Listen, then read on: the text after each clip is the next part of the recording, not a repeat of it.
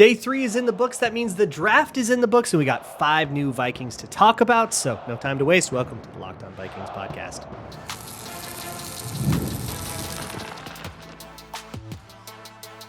You are Locked On Vikings, your daily Minnesota Vikings podcast, part of the Locked On Podcast Network, your team every day.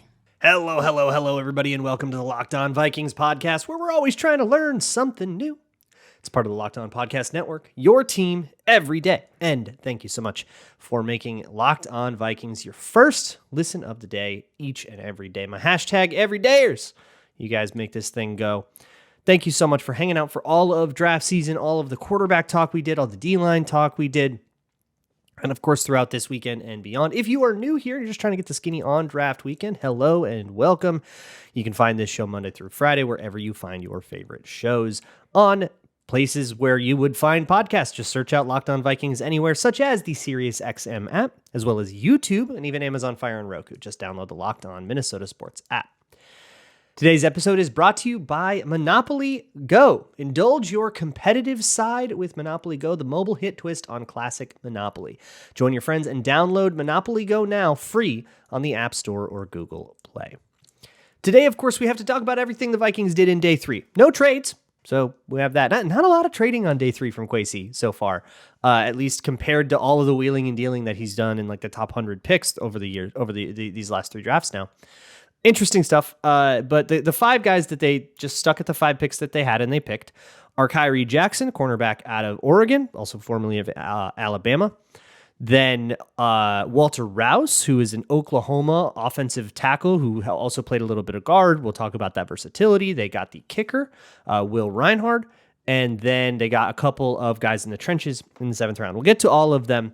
But before I do that, just a quick announcement. This is going to be a little bit of a sparser show for the next few weeks.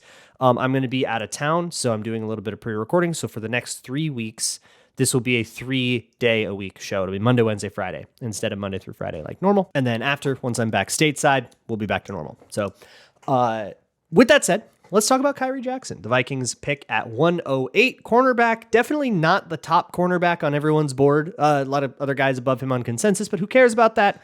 So with that said, let's get into the cornerback. Kyrie Jackson out of Oregon. So here's what we're going to find with a lot of these day 3 guys. They're all old. They're all really old prospects.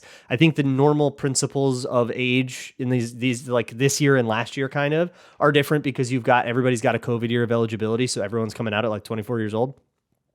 And Kyrie Jackson's one of those. But his story goes a little bit deeper than that. He did the JUCO thing. He didn't have the grades. He had a little bit of the talent, but not really the grades, and ended up spending a little bit of time at JUCO. One of his JUCO seasons got wiped out by COVID. He would have been at East Mississippi Community College, which is where they do the Netflix show, and would have been very much a chance at exposure. And then he ended up working really hard. He was like a grocery guy for a while. He got like a chance at a different community college as like a walk-on, and he took it, and he excelled there, finds his way to Alabama, like he excelled that much, and then transfers to Oregon for one final year in 2023, and now that brings us here. But that's probably not what you're into. You want to hear the tape, right? So I'll be honest. My exposure to everybody here in this day 3 is I basically learned most everything I know about them today. And I'm passing that on to you. So I took some tape and I watched it, and here's what I found. I watched, I think, Colorado, USC, and one of the Washington games. And by then you can kind of get a sense. So he's a press corner. This is the book on Kyrie Jackson. He's 6'3". He's a little bit thin, a little lanky, but he's very much like a reachy, lanky corner with a lot of range and a lot of big radius of reach that can get his hand in there and be a contested catch guy as well. And then he plays physical, plays like a total dog. Wants to get up in your face, be that kind of bully ball kind of guy. So keep that in mind, that the thesis of this guy is as a physical press man corner, bully on the outside. So when you're playing press man, there's sort of 3 different ways that it can go down. And this is most of what he did at Oregon was press man. There's a little bit of cover 3 too. A lot of cover 3 just turns into kind of a press bail situation. Just if you're trying to zone off, you're just bailing out, which is similar to if you're playing man coverage and you're just playing like bail as a technique. But that's one of the three things that can happen, where you get up in the guy's face, you line up in their face, and then right at the snap, you turn and you bail away. Really good against deep routes. There's just regular press man. You're watching the release. You're trying not to overreact to things. And then there's actually jamming the guy. That's what you probably think of when you think of press. So mostly it's going to be the middle one, just straight up press coverage. And in press coverage, you have very little margin for error. This is the downside of playing press, is it's really risky. You take one wrong step and that dude can just be gone because you've given yourself no cushion to back up. Now, the advantages of that are plentiful. It makes it harder for the wide receiver to release, easy to disrupt rhythm, and so on and so forth. But you can't make a mistake. You got to play really patiently. And I think that is the draw of Kyrie Jackson, is playing really patiently. If you're going to see a little bit of a head fake to the inside before he releases outside, he's not going to take the cheese. He's not biting on those things. A great principle is, he's got to leave your frame, right? If he's going to try to go around you, he has to actually go around you. So once he leaves your frame, you can react, but you don't react to anything else. That's a Richard Sherman thing, or at least that's the guy I learned it from. That's like a pretty age-old principle, but I first heard it from Richard Sherman. It's how he played. So once the receiver has completed his release, and ideally you haven't bit on any of the fakey crap that he's tried on you, but now he's just trying to release off the line, you can either get a hand on him and try to jam up his rhythm, and you're allowed to do with that all you want within 5 yards. You knock him to the ground within 5 yards if he lets you. Or you can turn around and start to bail. This is the part of the process where Kyrie Jackson runs into issues. Way too often. He'll try to do that jam, be that physical bully corner, and he himself will end up on the ground. I saw it a bunch versus Colorado, USC. Not so much versus Washington because he was up against Rome Odunze a lot. And Odunze's, that's not really his game. He's very much more of a go around than a go through you kind of guy. So it didn't come up. But when guys were physical with him, he's the nail, not the hammer. And that's a big issue when you're supposed to be Mr. Bully Ball. And then if it's just regular press and you're not jamming and you're just turning around and bailing, he's a little bit stiff in the hips. It slows down that transition, and it will create unfortunate moments where you can be totally on the right track. You can, have not bit, you can have done everything right. But as you turn around, a bursty enough wide receiver, you need to have acceleration. But if you do, you can blow by him while he's in transition because his transition is a little bit clunky and it takes longer than you wish it did. I think Rome got open on him a couple times on this. Look, it's Rome Odunze, fair enough. But hey, it might be Rome Odunze. He's in the division, so got to worry about that guy. And it wasn't just him, right? You can see every time he turns around, it's just a little bit clunky, and it's something that probably gets exploited more in the NFL than it did in the Pac-12. That said, closing speed's plenty good to make up for whatever little, fraction of a step that you lose in your transition. He's pretty good at the catch point because he's big and he's long and he's lanky. Get a hand on the ball, right? You love to see that. So there's plenty to like, but I think that his the thesis of Kyrie Jackson is undermined. You have to look at him as not a physical bully ball corner. You have to just look at him as a guy that plays press with technique and finesse and patience. And that's sort of the veteran wile that you get when you've been playing football now. He didn't play football, he played football for only 2 years in high school. So he's still newer to it than all these, a lot of these guys played since they were 5, right? He only got into it in high school. But for a guy that's has as much college experience as he does, both with the community college things, then a couple years at Alabama, and then at, he's got experience, and you can kind of see the veteran wile there. So now he enters a room that's very interesting. You've got Caleb Evans, Mekhi Blackman, Byron Murphy, but at the later spots, assuming you're still going to roster Najee Thompson over special teams, how many D-back roster spots do you have for a 4th round pick? Almost never gets cut his rookie year. You got to be pretty catastrophically bad. Usually that has to be off field if you're going to be cut as a 4th round pick your rookie year, or you have to be Willie Beavers bad. Pretty rare to see that.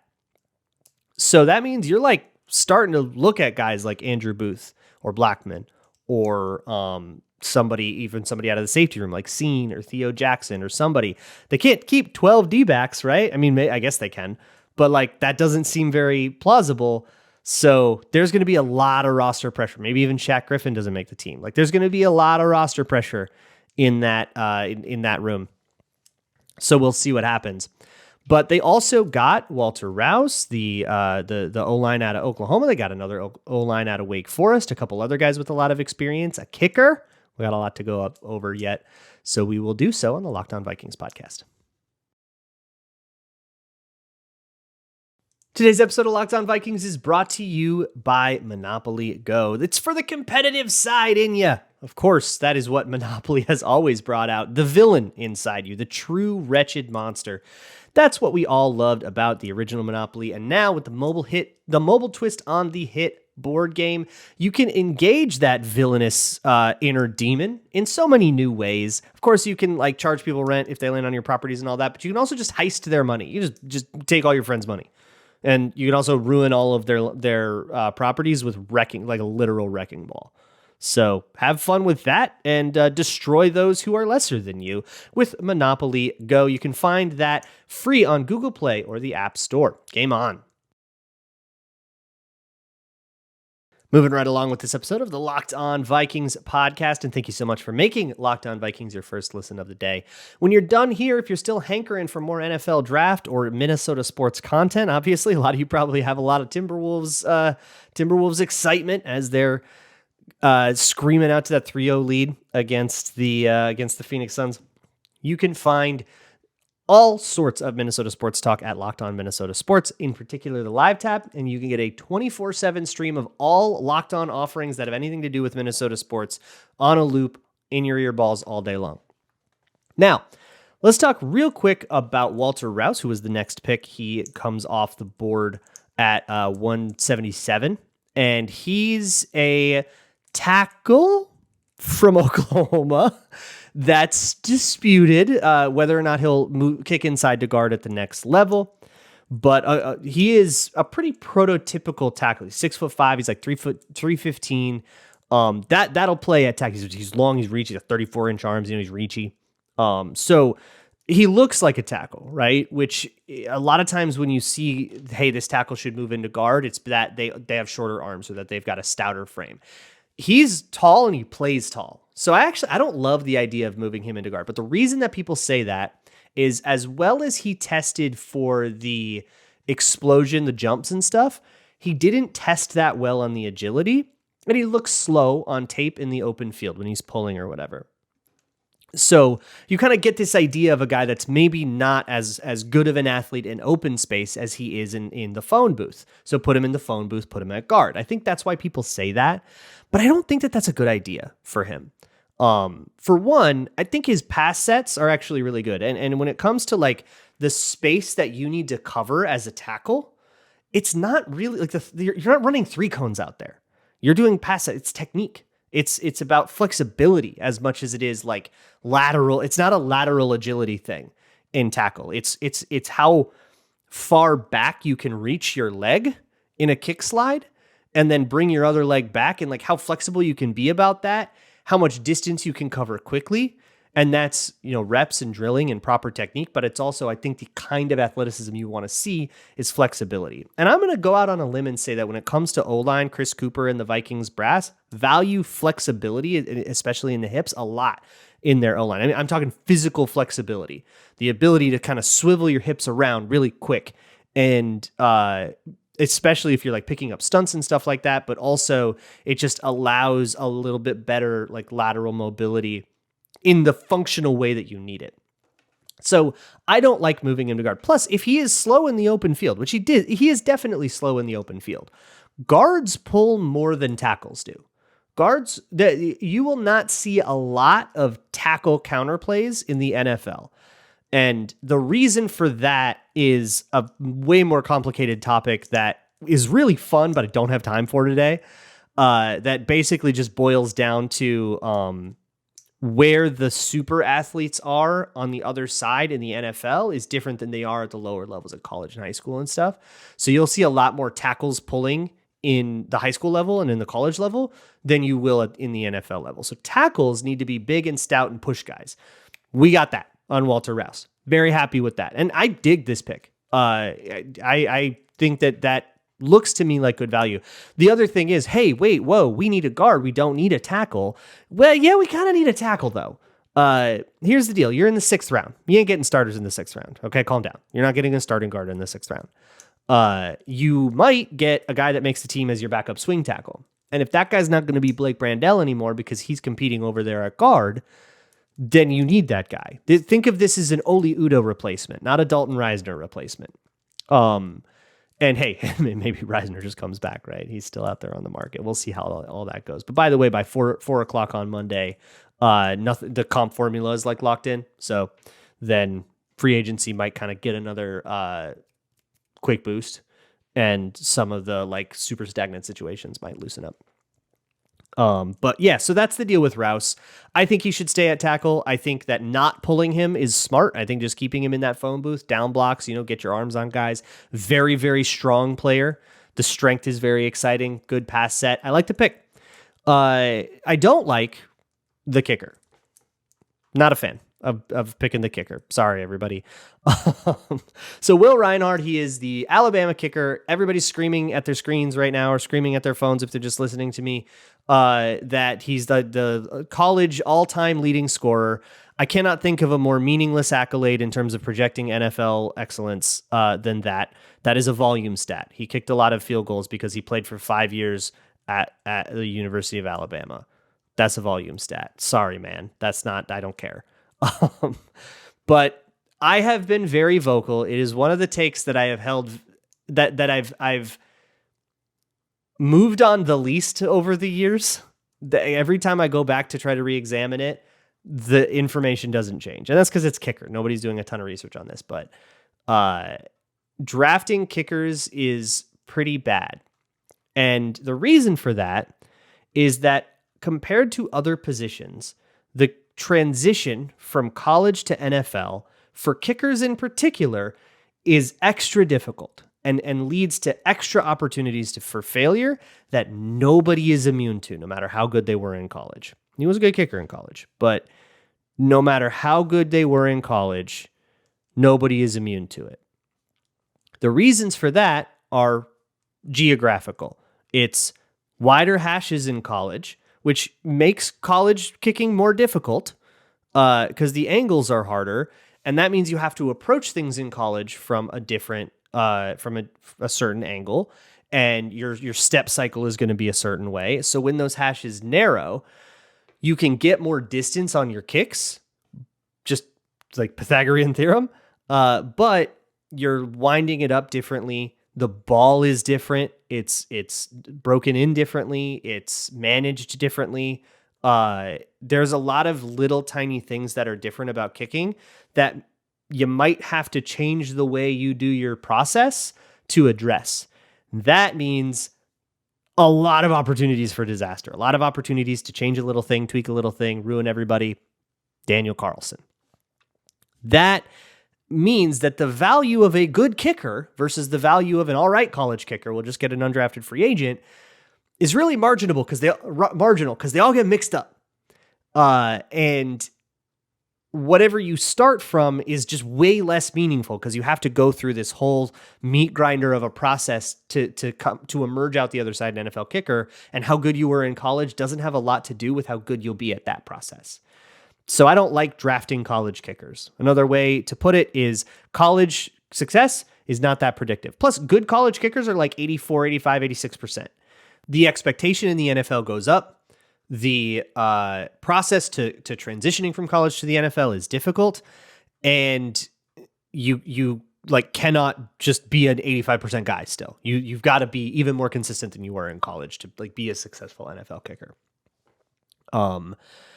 I don't know. I think that there's more you can do with that pick, but what it really tells you is if the Vikings are taking a kicker at pick 203, that they ran out of draftable grades.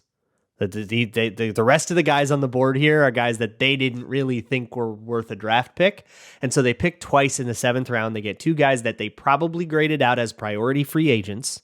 high as on the undrafted free agent board, and said, okay, we'll use these 2 draft picks to just grab a couple guys that we don't want to have to negotiate for.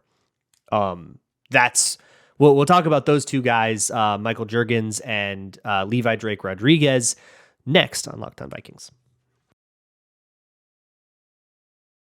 Today's episode is brought to you by FanDuel. It is playoff time in the NBA and NHL. Baseball is in full swing, and FanDuel is your place to gamble on all of it. If you want to bet on a Wolves game, and it looks like there's going to be plenty of those to do that for, because they are looking close to advancing, unless they blow a 3-0 lead, which would be a fairly Minnesota sports thing to do. Or you can go bet on NHL playoffs, home run props, that kind of stuff. Whatever it is, if you are new, go to FanDuel.com/lockedon. You can get $150 in bonus bets, guaranteed win or lose.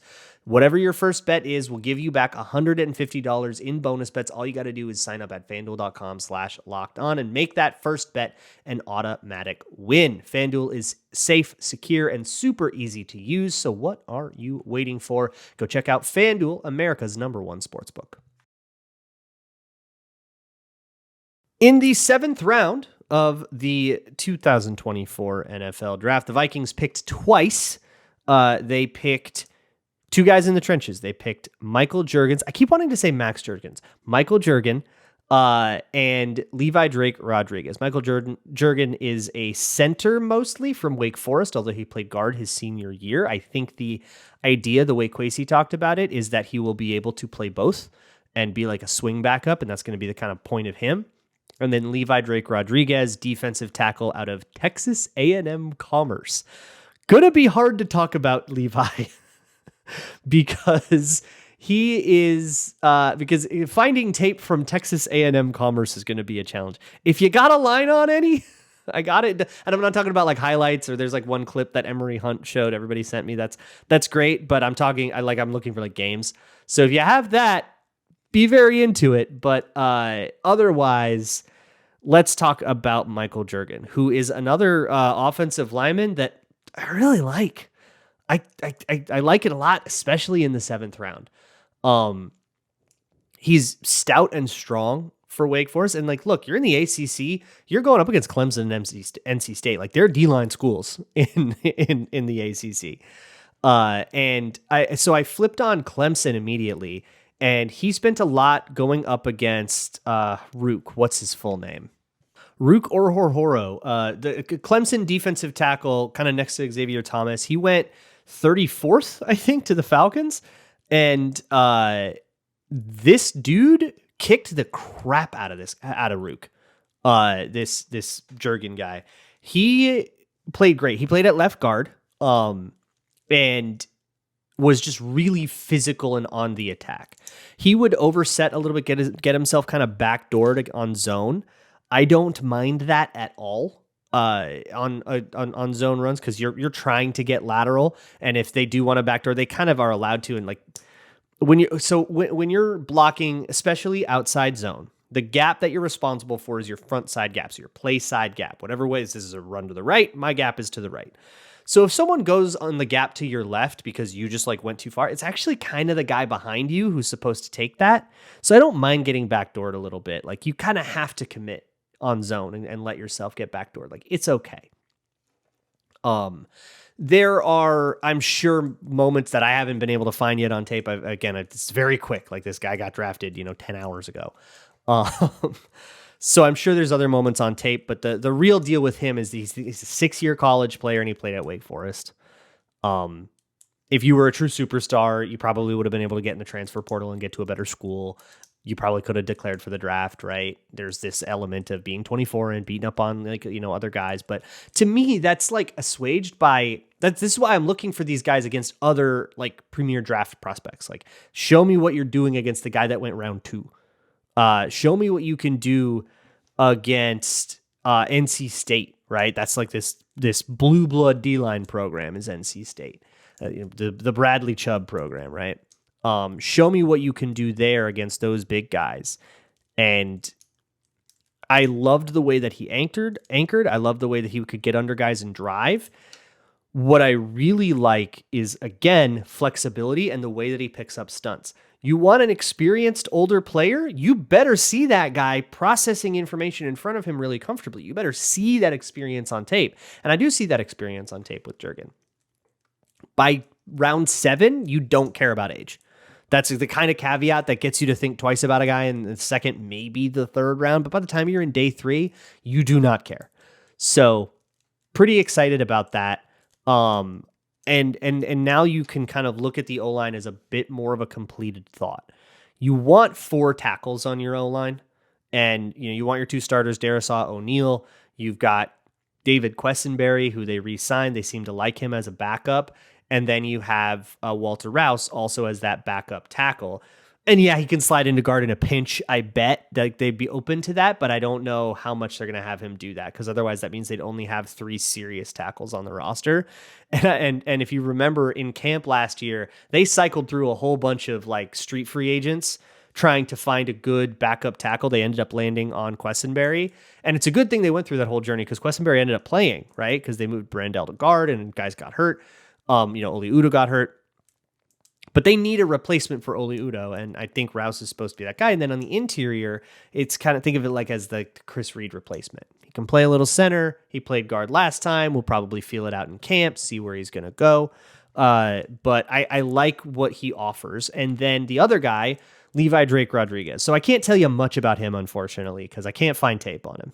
And I'm not going to just try to like talk out my butt or go, if you want, I'm not going to tell you other people's opinions and pretend that they're mine. You can just go find those people's opinions. But what I will say is there's a really cool feature at The Athletic. If you're familiar with their Prospect X program, their series, it's a series of features. Every year they do this feature on a small school player that's probably like a late round. Maybe he gets drafted. Maybe he's an undrafted free agent kind of guy. And usually it's somebody kind of off the beaten path, and they'll keep him anonymous because they go really, really, really deep into the pre-draft process with this guy. They'll talk about his workouts, they'll talk about his background, they'll talk about kind of what it's like to be, called by NFL teams and to meet with teams.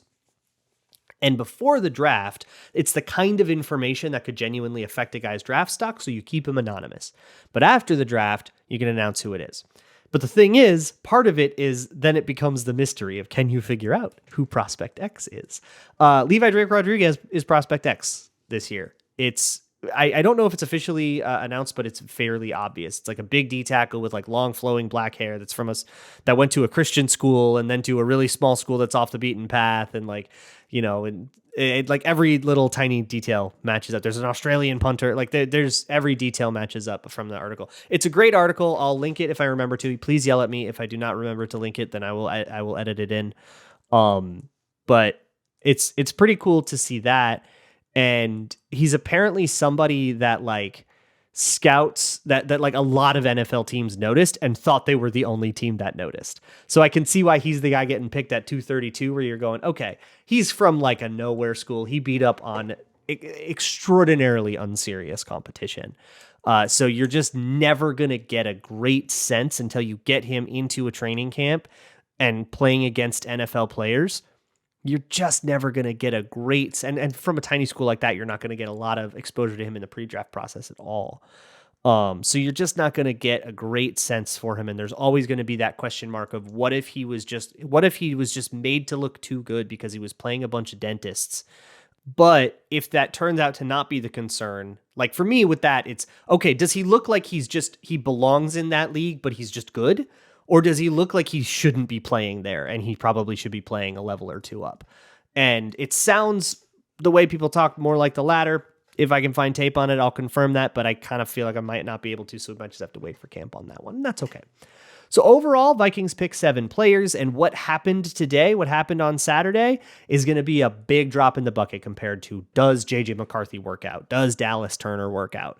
Those are the big questions. That's what we're going to spend all the time on as we evaluate and analyze this draft, but there's your day 3 guys. Tomorrow, it'll be Monday. We'll talk about they signed 17 undrafted free agents. So we've got a lot of guys to go over. I'll do my best to kind of go over at least something about all of those guys. And then we'll move on to the 3-day-a-week thing. So then you won't hear from me again on Tuesday. You'll hear from me on Wednesday. And we'll do that for 3 weeks while I kind of prepare to go out of town and then actually be out of town. We good? All right. See y'all for that tomorrow. And as always, Skol.